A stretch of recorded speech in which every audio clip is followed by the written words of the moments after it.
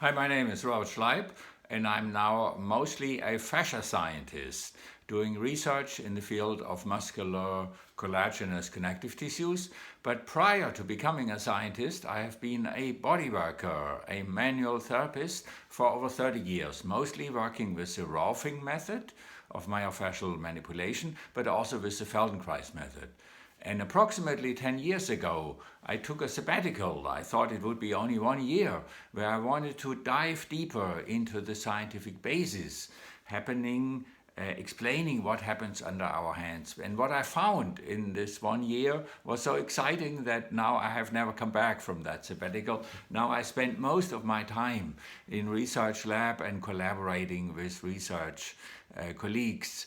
I'm very much looking forward to share my latest insights with manual therapist colleagues and with movement therapists in an upcoming workshop in Rome. In this workshop, with the title Fascia as a Sensory Organ, I will focus on those insights from the recent research developments that have clinical implications for manual therapists and for movement therapists.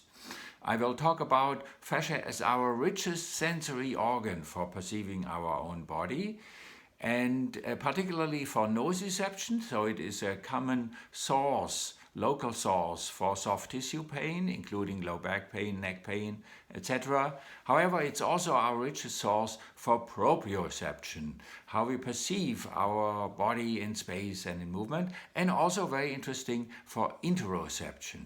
So if you're interested in this, and particularly in the clinical applications, I look forward to see you in Rome.